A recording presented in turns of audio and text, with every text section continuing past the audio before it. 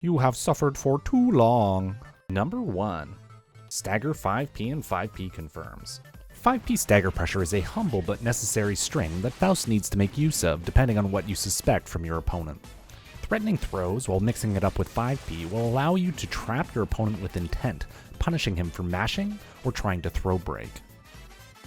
Also, if you have bar, you can break the wall as a confirm. That's kinda nice. Might be worth the meter? Maybe. When chaining 5P tightly, you can confirm 2 5Ps into an item toss. If you're fearful of Far S style attacks from the opponent on defense, tightly done 5P and 2P strings can harass the opponent and force them to block. Take advantage. A single 5P followed by a delayed throw attempt will offer you the opportunity to bait both burst and YRC from the opponent. If you have meter, you can punish them quite handily for their transgression.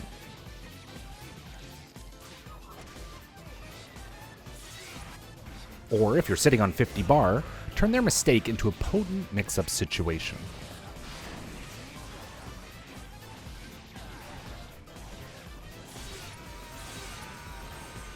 Number 2. Close S, delay 2S, 5H again. It's back! Are you still using it? I hope so. This is still an important string in every Faust's repertoire. Do this string over the others when you think they're mashing on defense. On normal hit, confirm is normal.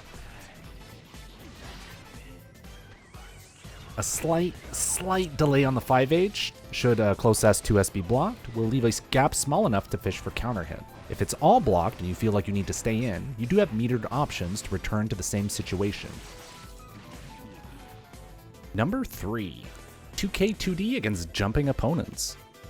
2K2D being a single mid, followed by 3 separate low hits, make it excellent at challenging opponents trying to jump out of pressure.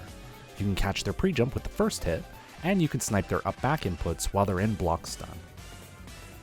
Not only that, the 2D acts as a frame trap and a jump catch with 1 frame gap. Great if you threaten throws after 2K. To top it all off, 2D is only -4 on block, making it an exceptionally safe low for what it does. Forget about that, it's time for the holy trinity of anti-airs. Number 4. Reaction 6P. 6P best anti-air, can be done late. Can whiff 2P first to catch approach. On ground. For real though, reaction 6P means you can do other things like move and with low commit options like 2P to check approach without leaving yourself vulnerable to jump-ins or air dash. It's a little picky versus deep jump-ins, so keep yourself out of those ranges if you suspect an opportunity is coming. Don't counter hit 6P into mix maybe. I actually believe that sacrificing the paltry damage for more items is almost always better outside of kill situations or a meterless wall break. Number 5. AntiAir 2K. 6P doesn't work so hot when you're cornered in some matchups. This is where 2K becomes relevant. 2K reaches above your head at about the speed of most jabs. This makes it far more apt at anti-airing just above your head. This is despite the fact that it doesn't possess any disjointed hitboxes or traditional anti-air properties. It's just fast. There's lots of matchups where the opponent ends up leaving a gap over your head before going into extended pressure. Like Chip, Geo, Milia.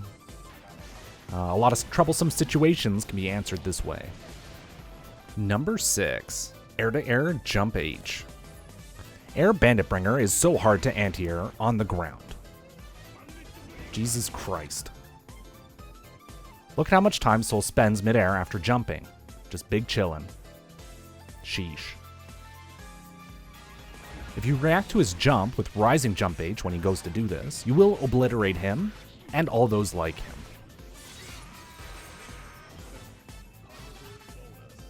Anytime someone is stalling midair doing nothing, it's time to air. Prioritize jump H, then jump P if the situation doesn't permit.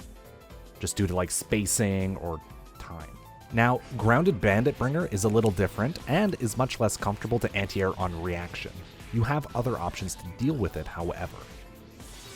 Number 7. Doing things after jump-ins.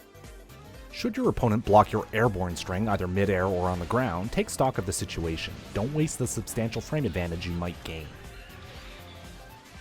After deep jump-ins, you're often just as advantageous as you would be on the opponent's wake-up. The situations can be treated almost identically. Threatening strike throw mix-ups in close after jump-ins will ensure you're taking every opportunity to add layers to your offense.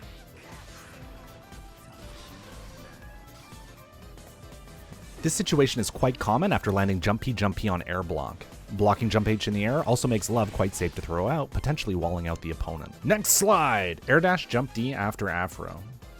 This is my favorite sequence for a number of reasons. I'll let you guess why.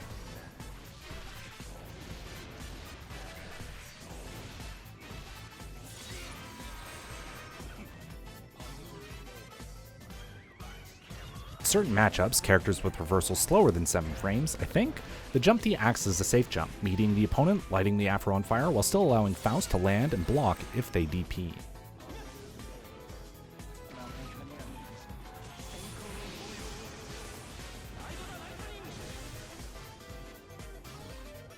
Should the opponent get knocked down in the follow-up string, you not only gain access to left-right mix-ups,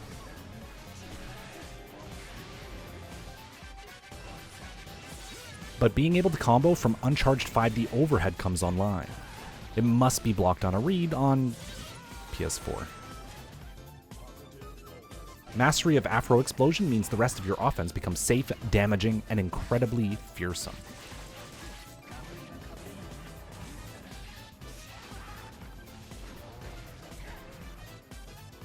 The situation after 2D when Afro is applied can be incredibly dangerous for the opponent thanks to jump D becoming the premier whiff punish tool.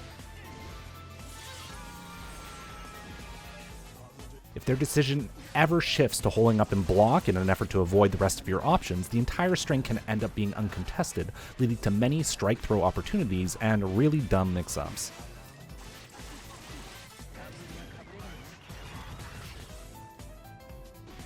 Nine make a rhyme. Super PRC.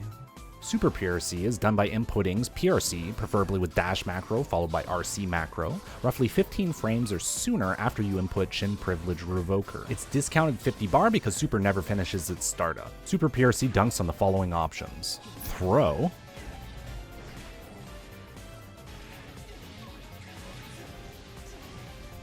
meaties,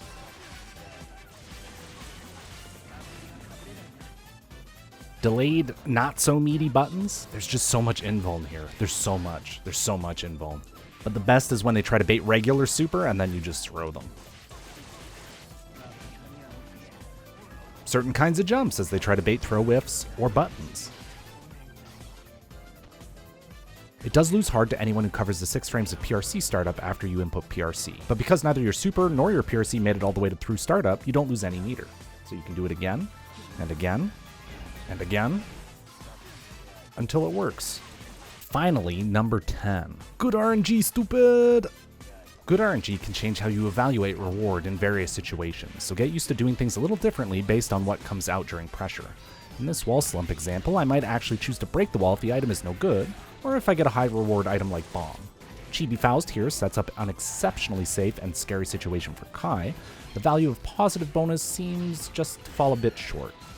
Also, this setup looks fucking wild, right? Good luck to all the Faust players out there. I believe in you.